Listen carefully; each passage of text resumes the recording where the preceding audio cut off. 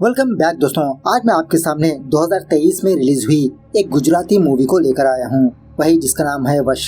काफी सारी लोगों ने इस मूवी की रिक्वेस्ट की थी। Finally this movie is here. अब मूवी के बारे में बात करें तो सच में भाई साहब बहुत ही भयंकर टाइप की मूवी है। Too much disturbing movie. Summary बताकर स्पॉइलर देना नहीं चाहता, वीडियो को पूरा देखना जरूर। Your minds will be blown out. तो चलिए अब फटाफट से वीडियो को स्टार्ट कर लेते हैं। उससे पहले उठा दो प्यार, फॉलो ऑन इंस्टाग्राम। कहानी की शुरुआत में ही हम ये देखते हैं कि किसी जगह पर एक मरा हुआ सड़ा हुआ चूहा पड़ा होता है। एक बंदा इस चूहे को एक कवर में डालकर अपने घर ले जाने लगता है। घर आने के बाद एक बर्तन में काफी सारा टी पाउडर लेकर उस मरे हुए चूहे को और इस टी पाउडर को किसी कमरे में ले जाने लगता है।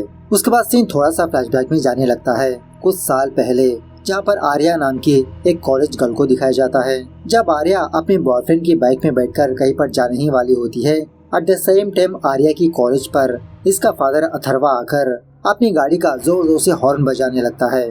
आर्या एम्बैरेस होकर फटाफट से अपना पापा के पास चले आती है। खैर बाप बेटी घर जाते समय आर्या अथर्वा से रिक्वेस्ट करने लगती है कि इसके फ्रेंड्स लद्दाख टूर पर जा रहे हैं, ये भी जाएगी। तो अथर्वा इसके लिए टोटली मना करने लगता है। एक्चुअली अथर्वा एक पायलट होता है। कुछ दिन इसको छुट्टी मिली होती है, तो अथर्वा ये चाहता है कि अपने फार्म हाउस पर जाकर अपनी फैमिली के साथ अच्छे से टाइम बिताए। इसलिए अथर्वा अपनी बेटी आर्या को मना करने लगता है कि तुमको कहीं पर भी जाने की जरूरत नहीं है, चुपचाप हम लोग सारे लोग मिलकर फार्म हाउस पर चलेंगे। लेकिन आर्या दिन भर अपने पापा से रिक्वेस्ट करने लगती है। तो फाइनली अथर्वा आर्या की बात को मान ही लेता है, लेकिन उसी तरह कुछ कंडीशंस को भी रखता है कि इसका फोन हर हमेशा ऑन होना चाहिए। जब भी अथर्वा कॉल करेगा आर्या फोन पिकअप करना होगा, और अथर्वा के पास आर्या के सारे फ्रेंड्स के नंबर देकर जाना है। खैर अथर्वा की बीवी का नाम होता है बीना, और इन दोनों का एक छोटा बच्चा भी होता है जिसका नाम होता है अंश, मतलब आर्या से छोटा ही होता है। दूसरे दिन अथर्वा की फैमिली अपने फार्म हाउस पर जाने लगते हैं।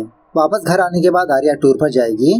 रास्ते के दरमियान इनको भूख लगने की वजह से अथर्वा एक ढाबे के पास अपनी गाड़ी को रुकाता है, और परोठा ऑर्डर करने पर आर्या इस परोठे को बिल्कुल भी नहीं खाती, फुल तेल लगा होता है। इसी दरमियान में अथर्वा को चाय पीने की इच्छा होती है, तो काउंटर के पास जाकर टोकन लेने लगता है चाय का। अथर्वा के पास 100 या 500 की नोट होती है, तो उस काउंटर वाले बंदे के पास छुट्टा नहीं होता, छुट्टा देने के लिए कहता है। जब इन दोनों के बीच बहस हो रही होती है, तभी अथर्वा के पास एक स्ट्रेंजर आता है। उस काउंटर वाले बंदे को अथर्वा के चाय के पैसे देने लगता है। अथर्वा इस बंदे को थैंक यू वगैरह बोलकर दोबारा अपनी फैमिली के पास आकर ये लोग बस ऐसे ही बातचीत करते रहते हैं। इसी दरमियान में वो स्ट्रेंजर अथर्वा की फैमिली के पास आता है, अथर्वा से बात करने लगता है, और जबरदस्ती आर्या को थोड़ा साइड में हटाकर इसके बगल में बैठ जाता है। अब अथर्वा तो यही सोचने लगता है कि इस बंदे ने मेरे चाय के पैसे दिए, चलो हमसे थोड़ा बहुत गपशप कर लेगा। इस तरह से अथर्वा उस स्ट्रेंजर से बात करने लगता है। इसी दरमियान में इस बंदे को यह बात पता चलती है कि आर्या परोठा नहीं खा रही। आर्या से बार बार कहने लगता है कि बेटा परोठा हेल्थ के लिए अच्छा है, खा लो, लेकिन आर्या बार बार मना करती रहती है।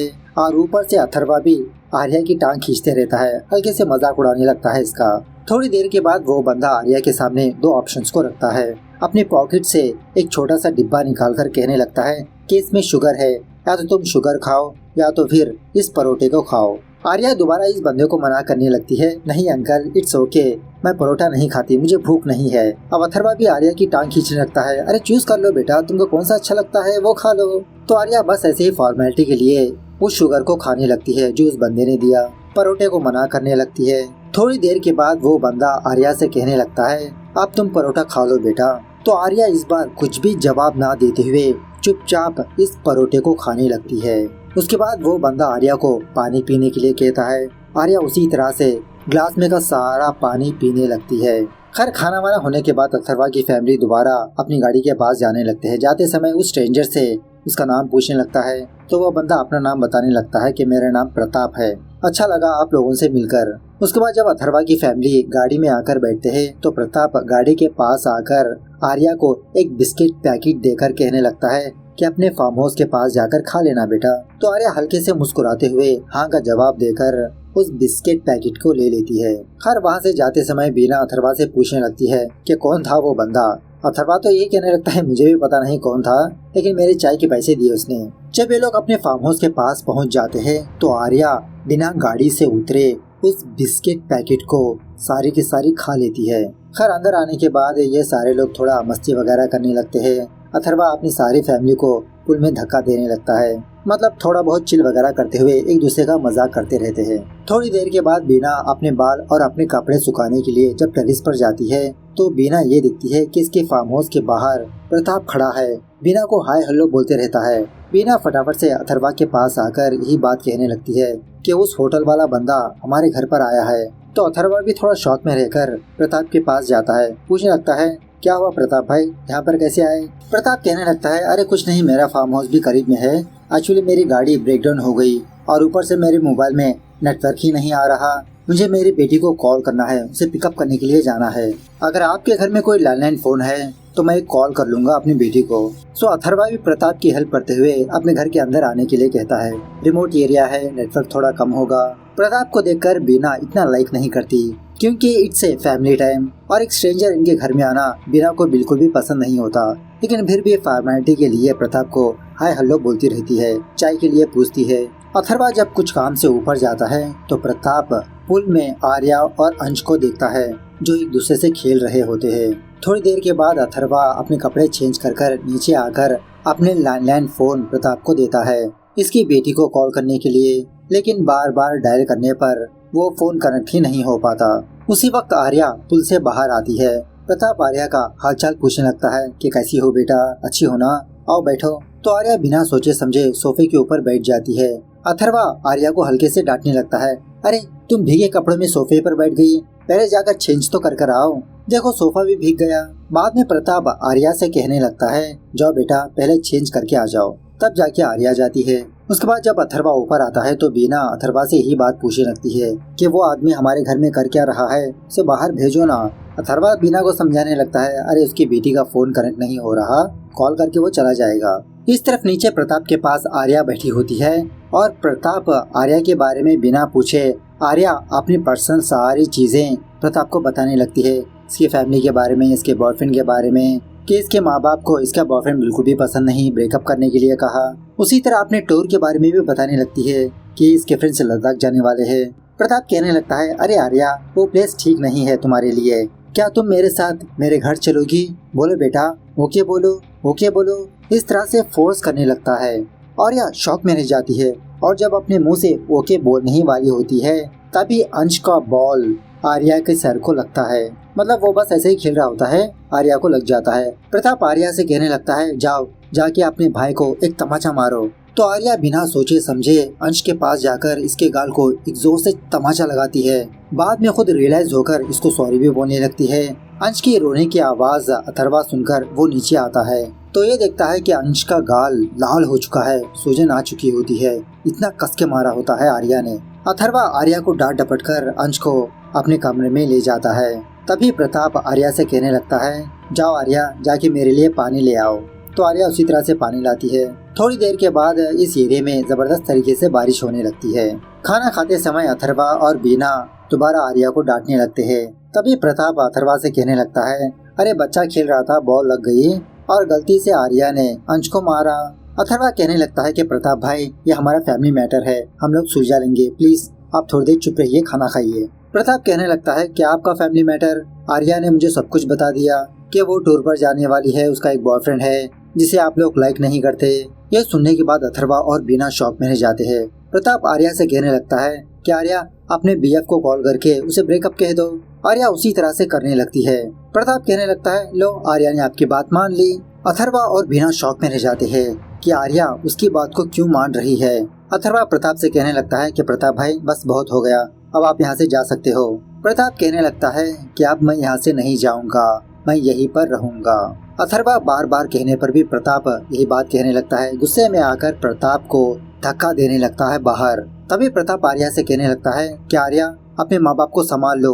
तो ये सुनने के बाद आर्या प्रताप के सामने आकर खड़ी हो जाती है। प्रताप को हाथ तक लगाने नहीं देती। अथर्वा को अपने बाप पर ही चिल्लाने लगती है कि प्रताप अंकल यहीं पर रहेंगे, आप इनको हाथ मत लगाना प्लीज। इस तरह से जब अथर्वा प्रताप के करीब आ रहा होता है आर्या अपने फादर को ही रोकती रहती है।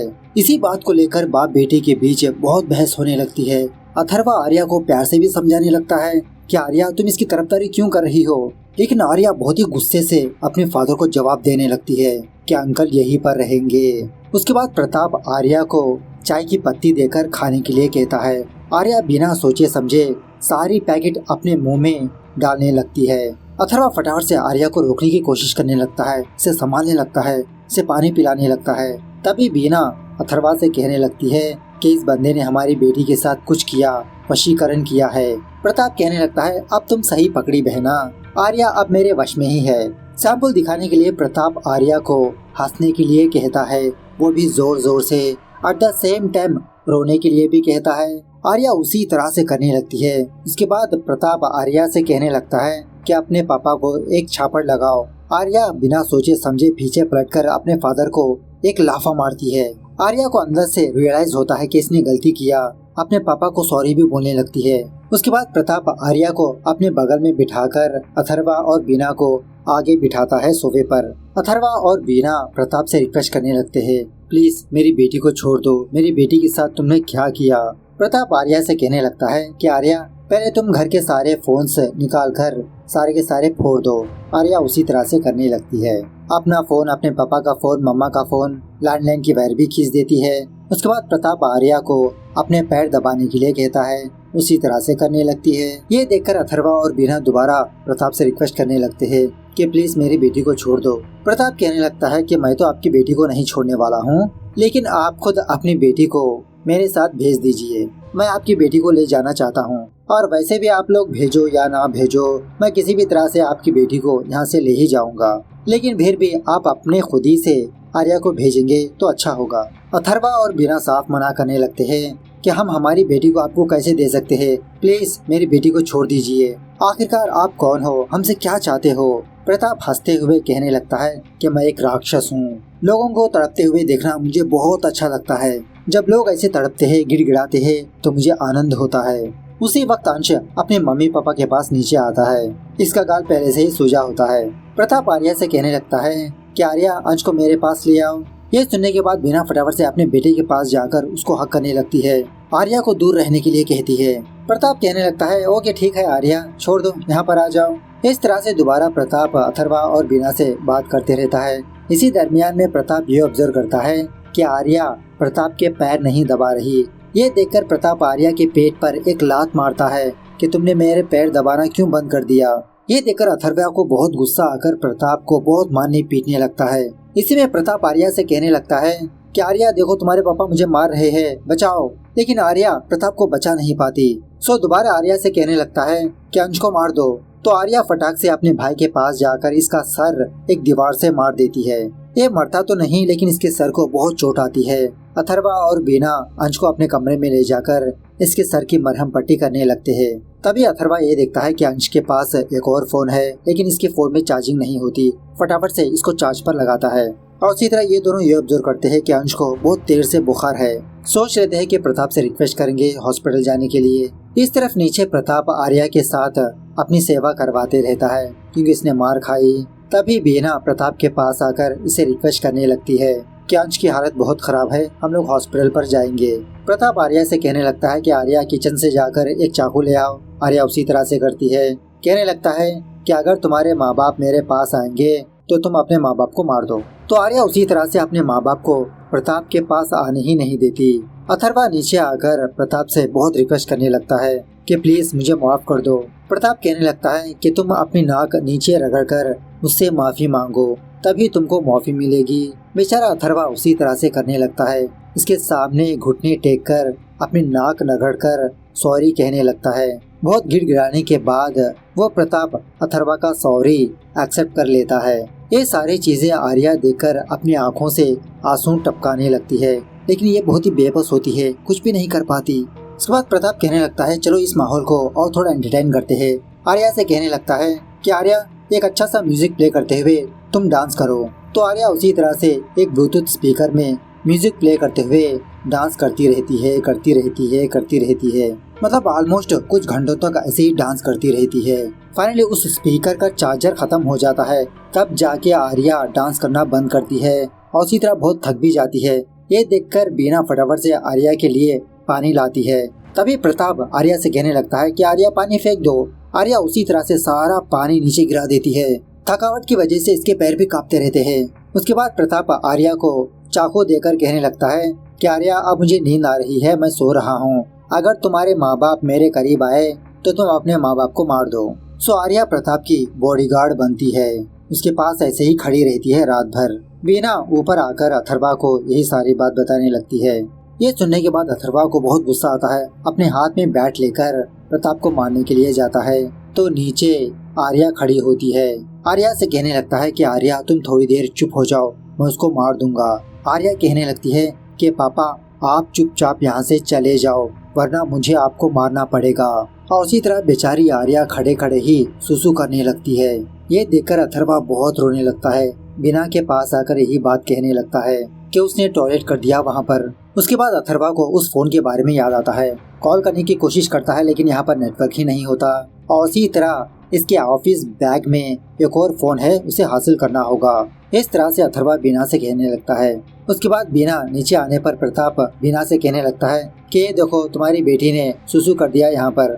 बीना कहने लगती है कि अगर आप मेरी बेटी को मेरे साथ भेजोगे तो मैं इसको कपड़े चेंज कर दूंगी। प्रताप कहने लगता है नहीं नहीं नहीं, आर्या मेरे सामने ही कपड़े चेंज करेगी। ये सुनने के बाद जब बीना आर्या के करीब आने ही वाली होती है, प्रताप आर्या से कहने लगता है कि अपनी माँ को दूर रखो। तो आर्या अपनी माँ पर जोर से चिल्लाने लगती है, एक जानवर जैसा बिहेव करने लगती है कि माँ तुम दूर रहो, उसको धक्का भी दे देती है।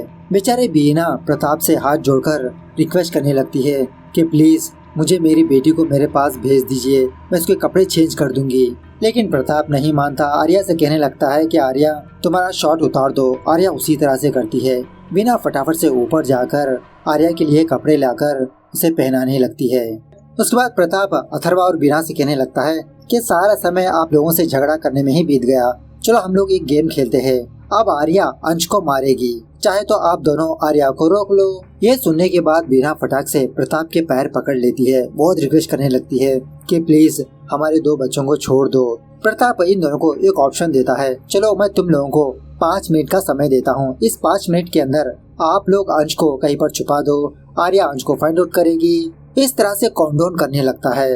तो अब इन दोनों के पास कुछ भी ऑप्शन नहीं होता। अथर्वा फटाफट से अंश के पास आकर अंश को किसी जगह पर छुपा देता है। समय खत्म होने के बाद प्रताप आर्या से कहने लगता है जाओ अपने भाई को मार दो। तो आर्या उसी तरह से ऊपर वाले कमरे में जाती है तो अथर्वा एक कमरे को लॉक करके रखा होता है। आर्या अथर्वा से चाबी देने के लिए कहता है लेकिन चाबी नहीं देती, तो इस दरवाजे को तोड़ने की कोशिश करने लगती है। इसी मौके का फायदा उठाकर अथर्वा नीचे आकर अपने बैग से अपने ऑफिस फोन को लेता है। दूसरी तरफ आर्या किसी चीज को लेकर उस कमरे के दरवाजे को बार बार मारकर फाइनली तोड़ देती है, लेकिन शॉकिंगली अंश उस कमरे में मौजूद नहीं होता, जिसके वजह से आर्या सारे घर में अंश को तलाश करने लगती है। मतलब जानवरों जैसी हरकतें करने लगती है, इतना गुस्से में होती है। फाइनली आर्या अंश को फाइंड आउट कर लेती है। अंश टेरेस के ऊपर होता है। ये देखकर अथर्वा आर्या को रोकने की कोशिश करता है, लेकिन आर्या चाकू से अपने माँ बाप पर ही वार करने लगती है।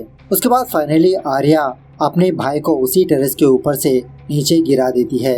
लकीली अंश नहीं मरता, बस इसको चोट आकर ये अनकॉन्शियस हो जाता है। उसके बाद सारे लोग नीचे आते हैं। अथर्वा और बीना दोबारा प्रताप से रिक्वेस्ट करने लगते हैं कि प्लीज मुझे मेरे बेटे को हॉस्पिटल ले जाने दो, आखिरकार आपको क्या चाहिए मैं वो दे दूंगा, फार्म हाउस चाहिए ले लो प्लीज। प्रताप कहने लगता है कि मुझे तो बस तुम्हारी बेटी चाहिए, तुम्हारी बेटी को मेरे साथ भेज दो, आर्या को दो, अंश को बचा लो। अब अथर्वा के पास कोई भी ऑप्शन नहीं होता। बहुत रोते हुए प्रताप से कहने लगता है हाँ ले जाओ। इस तरह से एक बच्चे को सैक्रिफाइस कर देता है। लेकिन अथर्वा आर्या को हक करने के बहाने से अपना जो फोन है ना उसके पॉकेट में रख देता है, उसका लाइव लोकेशन फाइंड आउट करने के लिए। तो उसके बाद प्रताप आर्या को लेकर वहाँ से चले जाता है। थोड़ी देर के बाद बीना अंश को लेकर हॉस्पिटल जाने लगती है। अथर्वा बीना से कहने लगता है कि तुम हॉस्पिटल पर जाओ, मैं मेरी बेटी को वापस ले आऊंगा। सो दूसरी तरफ प्रताप आर्या को लेकर अपने घर पर आता है और दिखने में ऐसा लगता है कि ये घर नहीं बल्कि कोई जेल खाना है। मतलब बहुत ही बड़ा घर टाइप का होता है ये। और शॉकिंगली यहाँ पर काफी सारी लड़कियाँ होती है। मतलब प्रताप ने इन सारी लड़कियों को अपने वश में करके रखा होता है। आर्या को इन सारी लड़कियों से इंट्रोडक्शन करवाने लगता है कि तुम्हारी नई बहन है, आज के बाद से आर्या यहीं पर रहेगी। थोड़ी देर के बाद अथर्वा लोकेशन को फॉलो करते हुए उस जगह पर जाने लगता है। लेकिन प्रताप ने अपने घर के बाहर कुछ और लड़कियों को रखा होता है। उनमें से एक लड़की प्रताप को कॉल करके बता देती है कि एक अनजान बंदा घर की तरफ आ रहा है। मतलब यहाँ पर हर एक लड़की एक एक काम करती रहती है अगर किसी चीज की साफ सफाई कर रही हो तो वो वही करती रहती है। जब प्रताप इस घर के अंदर आता है तो वहाँ की कुछ लड़कियाँ प्रताप के ऊपर टूट पड़ती है, इसको काटने लगती है, लोचने लगते हैं, एक जानवरों जैसे बिहेव करने लगते हैं। जब वो लड़कियाँ अथर्वा को लेकर प्रताप के सामने आते हैं, प्रताप तो शॉक में रह जाता है। अरे पायलट साहब, आप यहाँ पर कैसे पहुँचे? अथर्वा कहने लगता है कि मुझे पता है अब तो मैं मरने वाला हूँ, लेकिन मैं ये चाहता हूँ कि मेरी मौत मेरी बेटी के हाथों में हो। सो उसी तरह से प्रताप आर्या को यहाँ पर बुलाता है कि देखो तुम्हारे पापा हम लोगों को फॉलो करते हुए यहाँ पर आए। तो उसी वक्त अथर्वा 2 सीजर्स लेकर आर्या के कानों में ठोस देता है ताकि आर्या प्रताप की एक भी बात को ना सुने। उसके बाद अथर्वा प्रताप को नीचे पटककर इसको बेहोश करता है। जब प्रताप अपनी आंखें खोलता है तो अथर्वा किसी टूल से प्रताप की जीभ को खींच लेता है ताकि प्रताप दोबारा किसी लड़की को कमेंट ना करे, ये बोल ही ना पाए। प्रताप की ये हालत देखकर वहाँ की सारी लड़कियाँ खुश होने लगती है, लेकिन बेचारी मजबूर भी होती है।